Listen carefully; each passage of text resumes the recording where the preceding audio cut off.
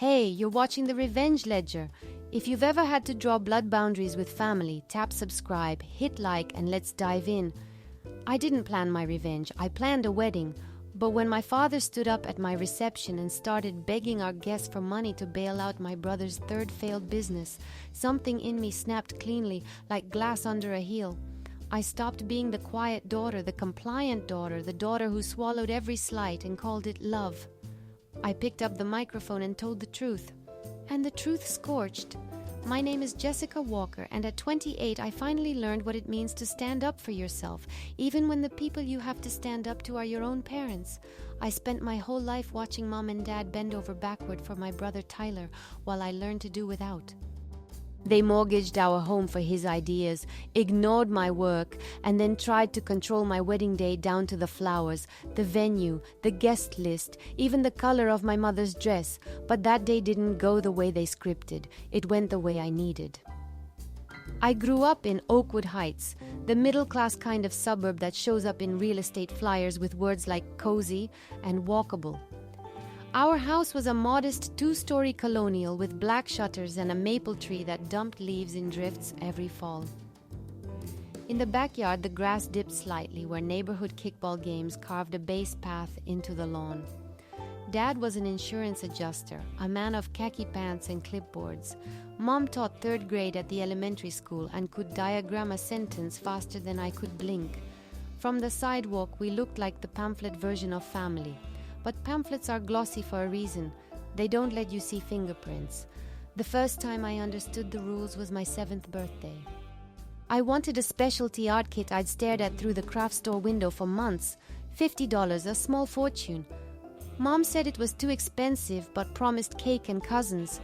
2 weeks later, 10-year-old Tyler mentioned he might want to try hockey. Within days he had brand new gear, skates, pads, a stick with his initials hand-lettered in Sharpie, $400 on a sport he'd never played. That night, I sat at the top of the stairs and listened to Mom tell Dad they'd tighten the budget, but Ty has real potential, we should nurture that. I remember tracing a crack in the banister with my finger and realizing I wasn't a priority to be nurtured. I was a line item to be managed. The pattern only sharpened. When Tyler joined baseball, my parents didn't miss a single game. They rearranged shifts, drove to far-flung fields, bought him sunflower seeds for the dugout like he was a minor league pro. That same spring, I won the regional science fair. Mom had papers to grade. Dad had to take Tyler to batting practice. I got a good job, honey, over the sink and a quiet dinner at our wobbly kitchen table, while the brochure for Tyler's upcoming tournament got a magnet on the fridge. The one person who saw me was my grandmother, Eleanor, Mom's mother, who lived 40 minutes away in a little city apartment that always smelled like cinnamon and old paperbacks. On weekends, I took my sketchbooks. There, I drew buildings that pulled light into their bones and bridges like lace. She'd tilt her head and say, "Jessica, one day you'll build something that makes strangers stop and stare. I see it already." Her voice made belief feel like a physical thing you could hand someone. By high school, I was fluent in self-reliance. We had one family computer that Tyler monopolized for games and group projects that somehow involved a headset and shouting. I stayed late at the school library doing CAD tutorials at a machine with a sticky space bar. When Tyler scraped a C in algebra, my parents hired a tutor. When I struggled with chemistry, Mom suggested I try harder and reminded me that B's build character. When Tyler turned 16, he got a used Ford with a dented fender and a bow made of cheap ribbon. My 16th came with a card holding a $20 bill and a reminder to save for college.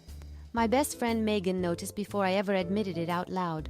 After a weekend sleepover sophomore year, she cornered me in my room while I folded laundry. "Does it bother you how different they treat you and Tyler?" she asked carefully, like the question might break. Saying yes felt disloyal to parents who put a roof over my head, fed me meatloaf on Tuesdays, bought me clearance sneakers in August. But the yes lived in my throat and wouldn't go back down. Graduation night should have been a movie moment. I'd been named valedictorian. I'd kept a 4. 0 while working weekends at the bookstore downtown, where I learned the exact weight of a hardcover in a paper bag. I stood at a podium under bright gym lights and talked about perseverance and the architecture of choices. I scanned the bleachers for my parents. Mom was adjusting Tyler's tie. Dad was staring at his phone. Afterward, I overheard Dad telling a neighbor how proud they were that Tyler had gotten a partial athletics scholarship to Northwestern. My acceptance to Cornell with a partial academic scholarship had been a grunt and a nod and a make sure the loans don't have a variable rate. Grandma Eleanor framed my acceptance letter and hung it in her hallway like art. I promised myself that night, lying awake in a room crowded with trophies no one had clapped for, that I would build a life where I didn't have to audition for love. Cornell was equal parts exhilaration and exhaustion. While some classmates discovered the difference between an Americano and a macchiato, I discovered how to hustle in layers. Morning shift at the campus coffee shop, afternoons shelving books at the library, weekends doing remote data entry while I drafted studio projects until my eyes ached. My winter break, freshman year, I told my parents I'd found a can't-miss opportunity on campus. The truth, I couldn't afford the flight home and couldn't stomach watching Tyler be welcomed like a conquering hero. I ate ramen in a quiet dorm and sketched until the radiators clicked. My parents contributed $80,000 to Tyler's Northwestern experience, filling in the gaps his scholarship didn't cover. I got a one-time $1,000 good luck check and a list of tips for finding cheaper textbooks. When I called home with real wins in A in structures with a professor known for brutal grading curves, a piece in the student show mom was just heading into a parent-teacher conference. Dad had to jump on another call. The line clicked, and so did something inside me. In a sustainable design elective junior spring, I met Alex. He sat next to me because I always sat near the windows where the light was bright and unforgiving. We were paired for a semester-long project reimagining a city block with passive house principles. From the first hour, he listened like listening was a craft no correcting, no hijacking my ideas, no smiling thinly and moving on. He came from a family that didn't perform love. They practiced it. His mother, Susan, asked me about my renderings with genuine curiosity. His father, Richard, wanted to hear why rainwater capture excited me. When they said, "We're proud of you," it didn't feel like charity. It felt like recognition. That spring, I won a design competition. The department chair shook my hand like it meant something, and my project ran in an architecture journal. I called home, voice shaky with joy. Mom cut me off gently. Tyler's intramural game was starting. I put my phone down and cried in the studio for the first time in 4 years. Alex found me and handed me a napkin. "They're missing out," he said simply. "That's their choice. Don't make it yours." Shortly after, Tyler dropped out of Northwestern after my parents had spent $80,000 and announced he had a brilliant idea for a sports training app. They were all in. Meanwhile, I was buying cheap produce at closing time and stretching one chicken breast across 3 dinners. I graduated with honors. Grandma Eleanor, Alex, and his parents sat in the front row with tissues and smiles. My parents arrived late, missed my walk, and left early because Tyler had a meeting with a potential investor. A quartz-clear truth settled in. I had to stop auditioning. Through a professor's connection, I landed at Hartman Associates in Chicago respected firm, Sustainable Focus. The kind of place that lets you spend too long on a detail because you can't stop thinking about daylight angles. When I told Dad, he asked if my salary could handle your loans. No congratulations, just a spreadsheet question. The irony that they'd never once asked Tyler about repayment, the irony could have powered a small city. Tyler's app fizzled within 6 months. My parents paid off his credit cards and set up his old bedroom like a landing pad. When I expressed concern about their finances, Mom bristled. "We take care of our children when they need it." The sentence hung in the air like smoke. 5 years of grind turned me from junior architect into associate. I was the one volunteering for the messy projects no one wanted because they required patience and a stack of contingency plans. I got respect from colleagues twice my age and imposter syndrome from a childhood of being the runner-up. That whisper, "Are you sure you deserve this?" is a strong swimmer. Tyler tried again. a chain of specialized sports training centers. My parents co-signed loans with their personal assets. At dinner, when I asked for the business plan, Mom said, "Not everyone needs to overthink, Jessica. Sometimes you leap." 14 months later, the business folded. This time my parents were legally entangled in the fallout. And then, because nothing teaches like consequence if you're willing to learn, and they weren't, they mortgaged the house I grew up in to fund Tyler's third idea, a sports supplement line. When I asked if a financial advisor had reviewed the plan, Dad laughed.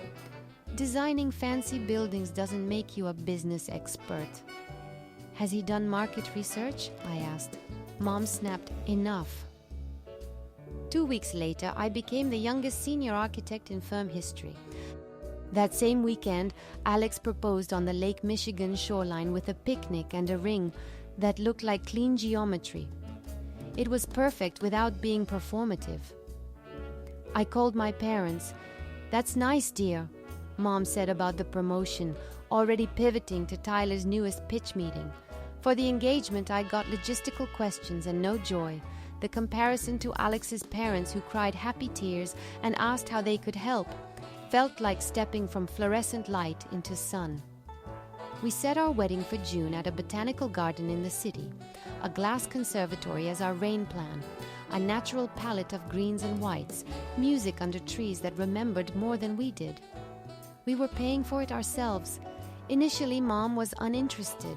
She skipped dress shopping to attend one of Tyler's product launches, which turned out to be a friend's living room demo with plastic cups. When I asked about invitations, she said, "Whatever you like is fine."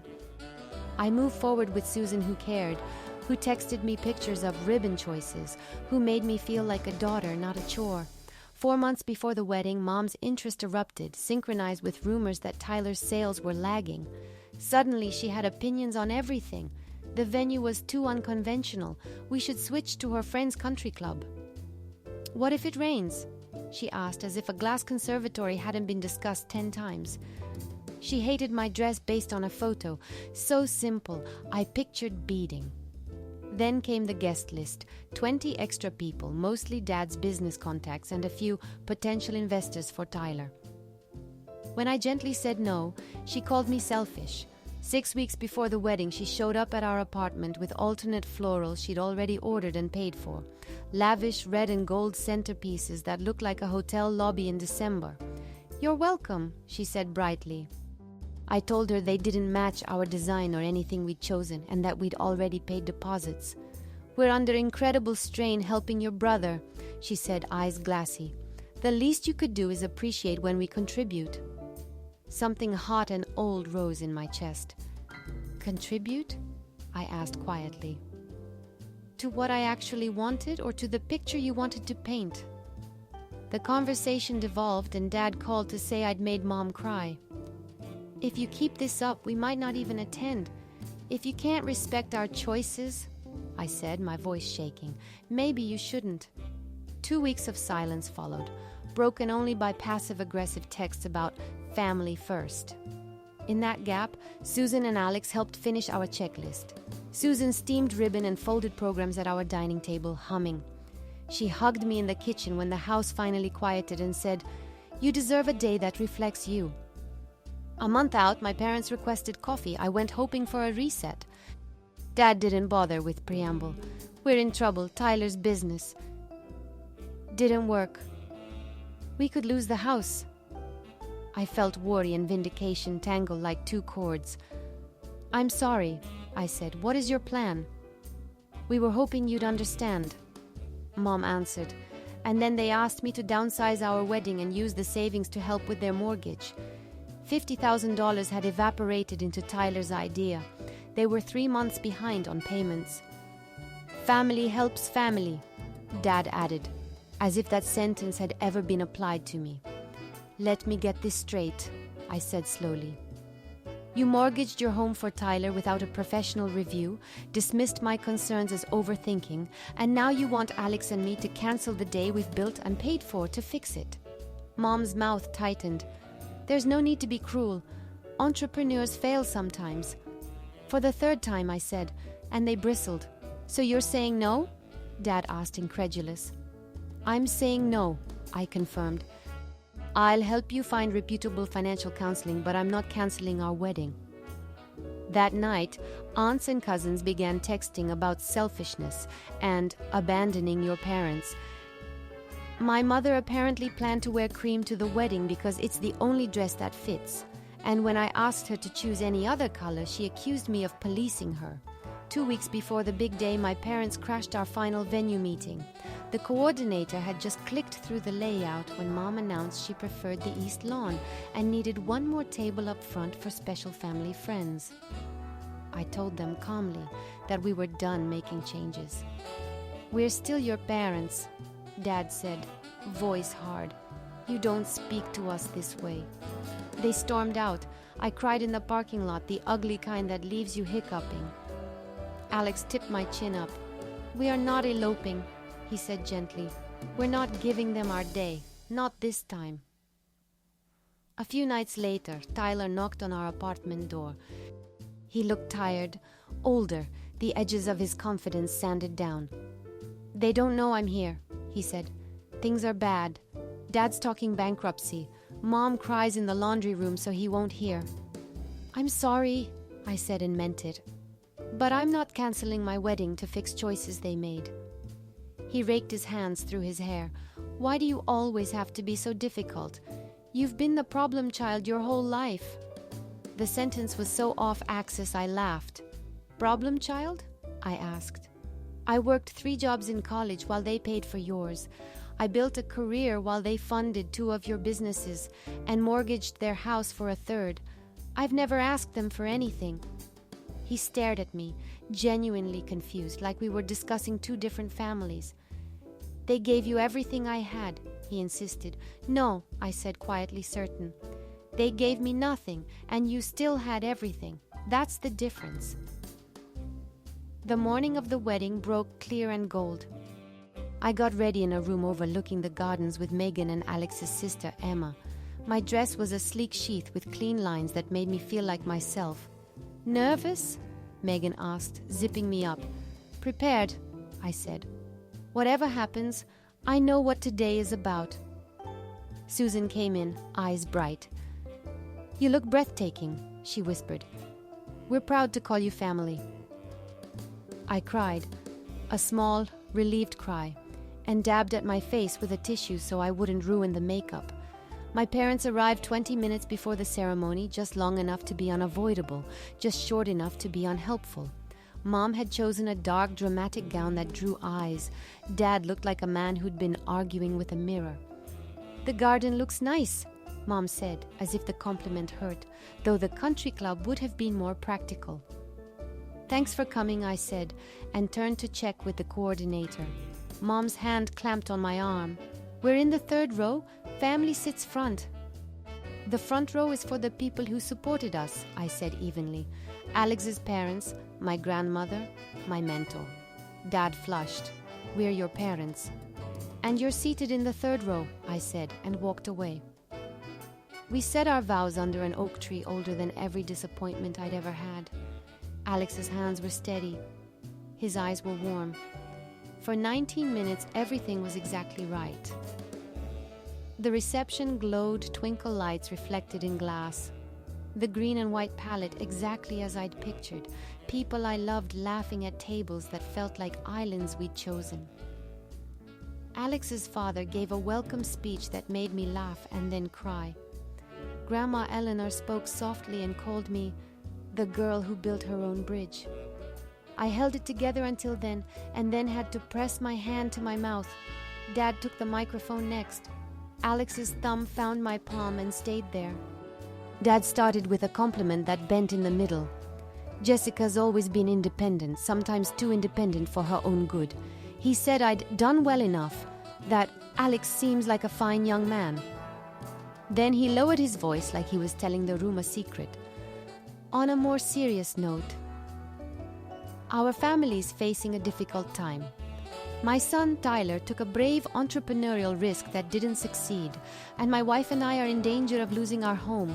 If anyone here is in a position to help a family in need. Chairs creaked, forks stilled, The room went very quiet in the way storms do. Something inside me that had absorbed impact for 28 years reached its limit. I stood up, walked to my father, extended my hand. He hesitated, then handed me the microphone. "Thank you, Dad, for those unexpected remarks," I said, and heard my voice come out calm and clear. "I think this is a good opportunity to share some context so no one leaves confused." I looked around at faces that had cheered for our first dance and clinked glasses for toasts, and watched me say, "I do." "For as long as I can remember," I said, "there's been a pattern in my family. My brother Tyler receives unwavering support financially, emotionally, logistically. I was expected to figure it out. I worked 3 jobs through college while my parents paid for his. I built a career without assistance while they funded one failed venture after another and mortgaged the home I grew up in for a third. When Alex and I got engaged, my parents showed minimal interest until we were weeks out. Then they tried to take control of everything. A month ago, they asked us to cancel our wedding and give them the money to help pay for their mortgage. I could see Mom stiffening, Dad coloring, Tyler staring at the floor. I'm not sharing this to humiliate anyone, I continued, and I meant it. I'm sharing it because today is the end of a lifetime of seeking approval from people who can't give it. Today I am choosing love that shows up. I am choosing boundaries. I am choosing to believe that I am enough without auditioning. I turned to my parents. I love you, I always will, but I will not diminish myself to earn your approval. Then I looked back at our guests and lifted my glass. To everyone who has supported us, who has celebrated our wins and comforted us in losses, thank you. Your presence means everything. Alex joined me, squeezed my hand and said into the mic what my wife said. Laughter warm, relieved moved through the room like air returning. Music rose. People danced. My parents slipped out quietly, Tyler a few minutes later. Susan wrapped me in a hug and whispered, "Courage looks good on you."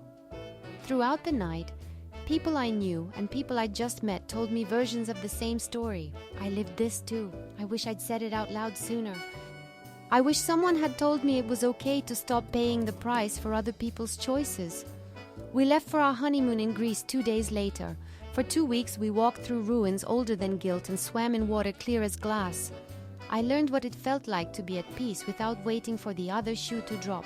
When we came home, there were voicemails and texts, some supportive, some scolding, some manipulative.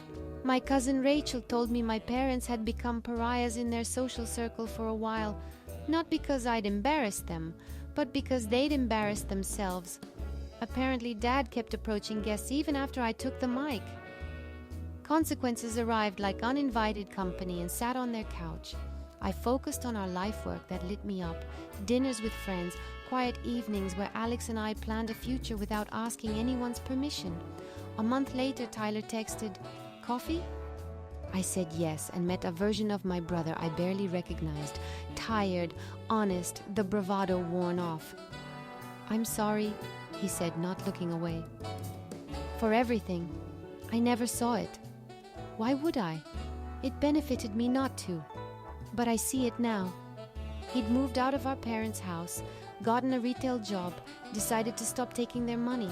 We talked for 2 hours without scorekeeping. It wasn't reconciliation. It was the foundation where one might be built. 2 months after that came a formal email from my mother asking to meet. We sat at a neutral restaurant. They looked older in a way the eye can't ignore. "What you did at your wedding humiliated us," Dad said. "I spoke the truth," I answered, not unkindly. "I won't apologize for that." There were no real apologies from them that day either, but when they tried to rewrite history, I didn't let them. I listed facts, specific and undeniable, the tournaments, the missed science fair, the loans, the mortgage. Something shifted. I wasn't the overlooked child anymore. I was a woman who knew her worth and could say no without raising her voice. On the way out, Mom asked if they could visit our home sometime. "Yes," I said, "with boundaries, respect, or you leave." Dad studied me for a long moment. "You've changed," he said. I've become myself, I answered. We began the slow work of renegotiating a relationship. Family therapy, to my surprise, happened once with Dad, several times with Mom. Progress arrived in inches, Mom catching herself before a cutting comment, Dad texting without asking for a favor.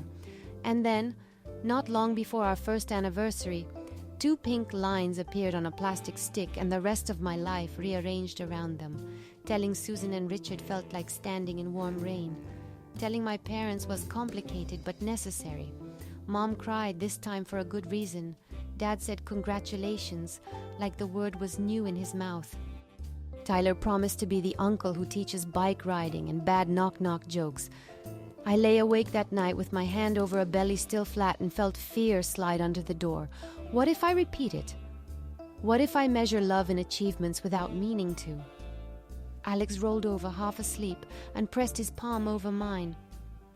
We won't, he murmured. You know what it feels like. That's our compass.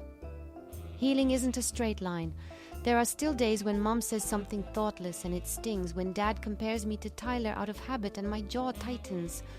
The difference now is that the sting doesn't become a story about my worth. I name it. I set a boundary. I go on with my day. If you've ever had to build boundaries with people who taught you didn't deserve any, you're not alone. And if you're still listening right now, take a second, hit like, subscribe to the Revenge Ledger, drop a comment telling me where you're watching from and one boundary you're proud you held. It matters. You matter. I didn't get the parents I wanted. I got the backbone I needed. And when my father turned my wedding into a fundraiser for my brother's mistakes, I answered in the clearest language I had. The truth, out loud, in public, with love that didn't flinch. It wasn't about humiliating them. It was about refusing to keep humiliating myself by pretending everything was fine. Sometimes revenge isn't a plot. Sometimes it's a line you draw and refuse to step back over. The maple in our old backyard is probably still dropping leaves every fall. Maybe a new family is raking them into piles, telling a kid to jump. Maybe their daughter is building a cardboard fort and calling it a house. I hope someone looks at her and says, I see it already. I hope she never has to pick up a microphone at her wedding and explain herself to people who should have known her all along. But if she does, I hope her voice is steady, her hand is sure, and the truth spills out like light. Back in Chicago, the dust from the wedding had barely settled when real life started stacking itself again. Work deadlines, lease renewal, the 1,000 tiny rituals that make a home feel like a home. I added new rituals of my own. Sunday meal prep with a podcast, a weekly walk to the farmer's market, a rule that our phones slept in the kitchen while we slept in the bedroom. It felt normal in the way I'd always wanted normal to feel, chosen, not assigned. The call started with practical pretexts. My mother asking if I had a recipe for the lemon bar Susan had brought to the rehearsal dinner. My father wondering if I still knew that accountant who could take a look at something. I redirected each request gently, like moving a glass away from the edge of a table. Mom, ask Susan, she'll send the recipe. Dad, here's a list of certified financial counselors, pick one and book the consult. The new rule lived under every sentence. I am not your emergency exit. At Hartman, I took over a project that felt like it had been waiting for me since I was 12 and sketching pocket parks in the margins of my math notes, a sustainable community center on the south side. It would collect rainwater, drink sunlight, breathe in winter. We fought for triple pane budgets and daylighting angles, and a green space that would invite kids to run in all the directions their bodies could imagine. The developer wanted renderings that looked like magazine covers. The neighborhood association wanted basketball courts and a homework hub that stayed open late. I wanted it all, and I learned how to thread a needle made of money, code, and hope. 3 months after the wedding, we hosted Alex's parents for dinner. The table was simple roast chicken, roasted carrots, a salad that tasted like a garden had a crush on a lemon. After dessert, Susan took my hand across the table. "You're glowing," she said. "Is there something we should know?" Alex coughed on his water and I laughed because the truth was, not yet. We were trying. We were talking about trying. We were learning the rhythm of a desire that was both ordinary and enormous. Tyler's text came the next morning. "Coffee?"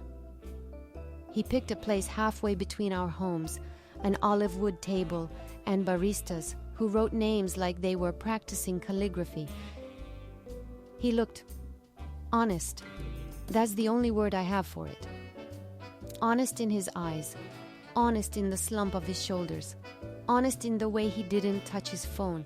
He apologized without excuses, and I believed him because he didn't ask for anything after. He just wanted to tell the truth and then sit in the quiet that followed, like someone who understood quiet could be holy. "Do you ever think about Grandma's apartment?" he asked, turning his cup slowly. "About how it smelled like cinnamon and books?" I smiled. "Every time I bake," I said. "Every time I open a paperback and the pages lift like wings." He nodded. "I guess," he said, "I guess some people loved you the way you needed. I didn't see it because I didn't have to." It wasn't absolution. It was a floor we might stand on. If you're still with me right now, hit like, tap subscribe to the Revenge Ledger, and drop a comment with where you're watching from. If you've ever had to hold a boundary with family, say boundary in the comments so someone who needs to see it will find you. Pregnancy, when it arrived, announced itself like a whisper you can't ignore. Nausea that came in waves, an ocean in a tiny calendar square, a line on a stick that pulled the air out of the room and then put it back sweeter. I told Alex by sliding the stick across the kitchen island with a post-it that said, "Looks like our project got funded." He laughed and then cried, and then we both sat on the floor with our backs to the cabinets and counted what ifs and what nexts, like they were rosary beads. Telling my parents was a boardroom meeting I scheduled in my head and then refused to let become one in real life. We met at a bright diner where the coffee came in heavy white mugs and the vinyl booths squeaked in a way that felt forgiving. "We're expecting," I said, and Mom went pink with joy while Dad said congratulations in a voice that sounded like a man reading a weather report from another city. The server topped off our cups and the moment passed through us like a train we hadn't planned to board. Baby news travels faster than gossip in families that use both as currency. Aunt Patricia started a group chat called Baby Walker Watch, and my phone lit up with unsolicited advice about strollers, sleep training, and the vitamins I should have been taking since college. I muted the thread and made my own. Names we liked, a list of things we didn't need, a budget that honored reality. I picked a crib that looked like a sentence with clean grammar. We painted the room a color like morning. Then my mother offered to help plan the shower. I said yes because people can change and because I wanted to practice letting them. 2 weeks later, a glossy Evite landed in my inbox for a joint celebration. Tyler Heather's entrepreneurial relaunch baby shower bash in the ballroom of a country club I had explicitly ruled out for my wedding. The image featured gold script and tiny bottles of sparkling cider tied with black ribbon. "Gifts. Cash preferred," it said, "for the new business and the new baby." "Absolutely not," I said out loud to the empty kitchen. I called her. "Mom, the shower is not a fundraising event. It is not a join anything. Please cancel the venue and the invites." She sighed dramatically. "Jessica, we already put down a deposit. People will be disappointed." "I will be disappointed," I said calmly. "Cancel it." She didn't, so I did. I sent a new invitation with soft green leaves and a simple line. "Join us to celebrate Jess, Alex, and Baby Walker. No gifts necessary. If you insist, bring a children's book with a note inside." The venue was a community garden with picnic tables under a trellis and string lights that made evening feel like a secret. I CC'd my mother and held my breath like a diver. The backlash arrived within the hour. Texts accusing me of embarrassing the family, of undermining my mother, of ruining plans, of not understanding how expensive babies are. I typed and deleted 24 replies before I settled on one. "Boundaries protect relationships. This is mine. You're welcome to attend. You're also welcome to sit this one out." My father called. "You made your mother cry," he said, as if grief were a debit on a ledger I owed. "Dad, "You've spent years investing in the wrong things," I said softly. "This is me, investing in something right." The day of the shower, the garden looked like a page from the book of how I wanted to be loved. Tablecloths Susan had ironed, mason jars of peonies, tiny paper place cards, handwritten by Alex in block letters because my cursive was a crime. Guests brought books that smelled like bookstores and hope. Instead of bingo and baby food guessing games, we had a letter to future self table. "Dear Baby Walker," people wrote, "always pack snacks. Ask follow-up questions. Love isn't a test you have to pass." Tyler came early to help set up chairs and stayed late to coil extension cords and wipe down tables. My parents arrived late, left early, and withheld commentary like it was generosity. Progress of a sort. Work hummed, then swelled. The community center poured its foundations in a week of cold that bit through gloves. I stood on site with the superintendent at 6:30 a.m. while my daughter somersaulted quietly under my coat. I learned the choreography of prefabbing panels and the poetry of a schedule that slipped and recovered because a crane operator had the hands of a pianist. I put my hair in a low bun and my hard hat over my bun and made decisions I didn't have to apologize for. My mother asked to host a small family dinner a month before my due date. "Just a few of us," she said. I confirmed the guest list twice. We arrived to find 22 chairs and place cards with names from the networking list she'd tried to foist onto my wedding. There was a gift table next to a framed sign that read, "College Fund Donations Appreciated." I didn't even take off my coat. "Mom," I said, hands steady, "we're leaving." She sputtered, "Jessica, don't be ridiculous. People are arriving." "You turned my pregnancy into a pitch meeting," I said. Again. My father stepped between us, palms up.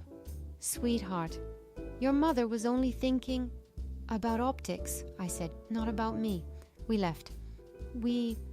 In the car, I shook so hard my teeth tapped. Alex drove in silence, one hand on the wheel, one hand on my knee. When we got home, I cried in the shower until the water went lukewarm, and then I sat on the bath mat in a towel and wrote an email that began, "For the next 6 months, our home is a family-only zone. Us, the baby, Tyler, Grandma Eleanor's memory. If you want to see the baby, you will schedule through me, respect our time, and bring food instead of advice." My phone rang the next morning at 6:12 a.m. "Dad, I let it go to voicemail. Later I listened to him say, 'We don't deserve this.'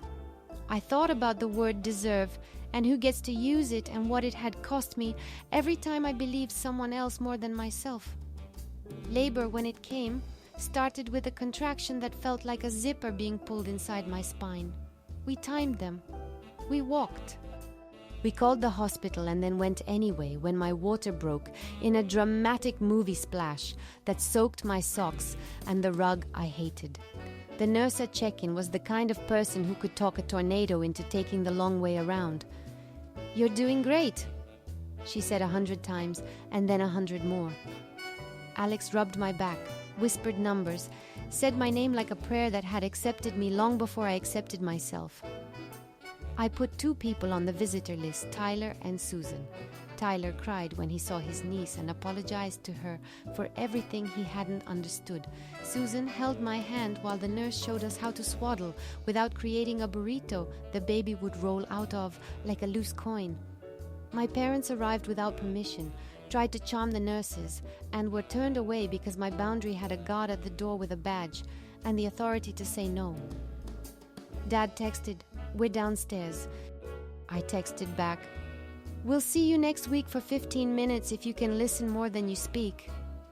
The first week was a blur made of cotton and stars, milk, tears, the quiet thrum of a white noise machine that sounded like the ocean we wouldn't see for months. Alex brought me toast and cut it into triangles because he'd noticed food tasted less overwhelming if the corners were neat. I learned the difference between a hungry cry and a tired cry, and the cry that meant, "Hold me like the world is a raft." In the middle of the night, I whispered promises into a tiny ear. "You never have to audition. You never have to shrink to fit. You are already enough." The visit with my parents lasted 9 minutes. My mother gave advice instead of food, and I walked her to the door before the 10th minute.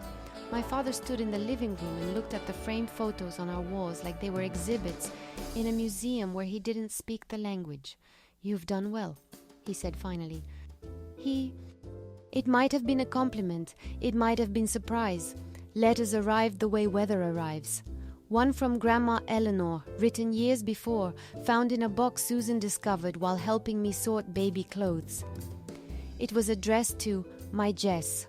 Inside, her handwriting looped like vines. "If love is weather," she wrote, "choose to live where the climate is kind. If love is a house, make one with windows you can open yourself." I taped it inside the closet door, where I would see it every morning while I reached for a clean shirt and a clean day. Thanksgiving, we tried again. A small table, just us, Tyler and his girlfriend Heather, who turned out to be kind in the ways that matter. She rinsed dishes without being asked and knew how to tell a joke that didn't need a victim. I texted my parents a photo of the baby with a pumpkin hat, and they replied with a thumbs up. Truce by emoji. I could live with that for now.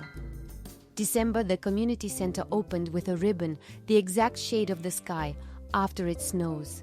Kids raced across a gym floor that still smelled like varnish, their laughter rebounding off walls designed to carry sound without breaking it.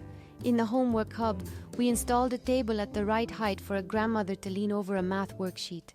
In the lobby, there was a bench that faced the light, so anyone sitting could feel warmed by something bigger than a heating bill.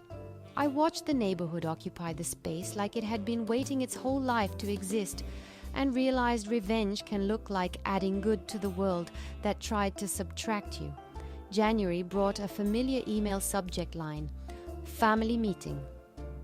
My parents wanted to discuss legacy planning, which I translated as a way to control the story from beyond the storytelling years. I agreed to meet public library meeting room, glass walls, a table that didn't belong to anyone. They'd brought printouts, budgets, lists, a document on top titled Expectations.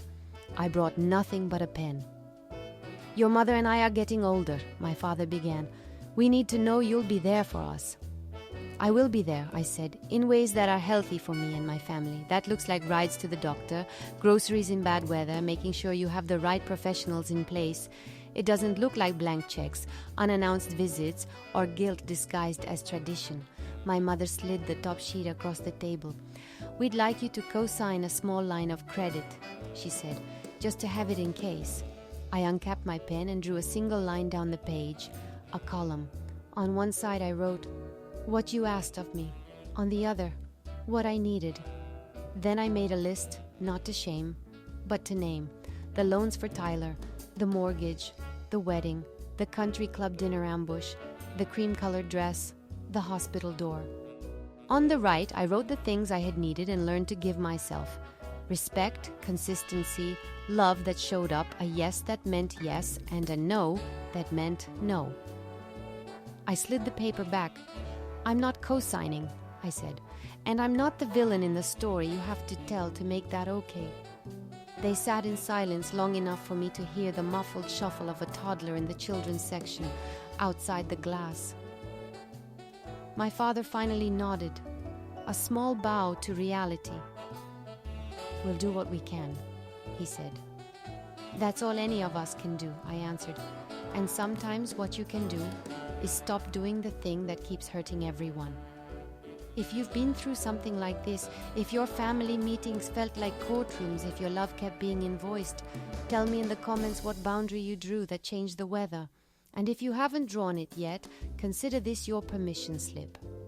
Like, subscribe to the Revenge Ledger and send this to the friend who needs to borrow your courage until they can find their own. Spring returned like it always does, suddenly and then all at once.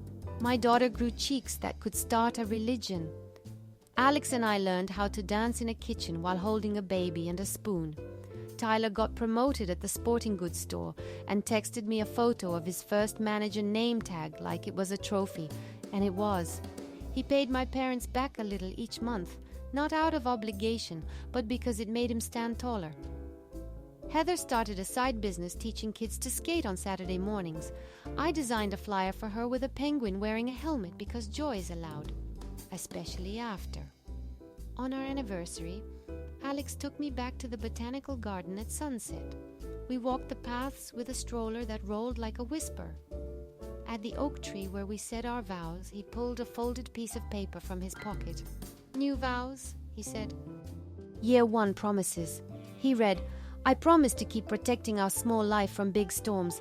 I promise to remind you that you don't have to audition. I promise to make the coffee and to keep learning how you like it when you change your mind." I read mine. "I promise to love you in the ordinary. I promise to be honest when I'm tired. I promise to keep building homes you can see and homes you can feel." We took a selfie where you can see the glass conservatory glowing behind us like the heart of a city that knows how to keep people warm. I posted it with a caption that said only, "Not auditioning anymore." A week later, my mother called, not for a favor, not with a plan. "I saw the picture," she said. "You looked happy." I stood at the window with my daughter on my hip, the afternoon sun turning the dust in the air to glitter. "I am," I said. "I'd like to see the baby," she said. "On Tuesday at 2, I said. "And you'll bring lunch." "I'll bring lunch," she said. On Tuesday, she arrived on time with soup in containers and bread still warm. She held my daughter and didn't offer a single piece of advice. Progress is not fireworks. It's a candle that stays lit. Here's what no one tells you about revenge. Sometimes it's not a strike. Sometimes it's a steady refusal to be cast in the same old role. My father hasn't asked for money in months. My mother asks before she plans. Tyler stands up when my parents begin to tilt a conversation back toward the old familiar cliff. At work, the community center's energy bills are 62 lower than comparable buildings, a number that feels like poetry to me. At home, my daughter giggles in a way that makes the floor feel like a trampoline made of light. And the maple tree in that old yard? I drove by once on purpose, slowly, the way you walk past an X and nod. The shutters were repainted a deeper blue. There was a neon pink tricycle on the front porch and sidewalk chalk spelling out a name I didn't recognize. A woman stepped onto the stoop and looked out at the sky like it belonged to her. I smiled because that is the point. The story keeps going whether you live in it or not. You get to choose which chapter is yours. If you need a place to practice choosing, this channel is it. You're not alone. I wasn't either, even when it felt like it. Hit subscribe, hit like, tell me where you're watching from, and write the sentence you're going to say the next time someone tries to hand you a role you've outgrown. Say it out loud, then say it again. Truth has muscle memory.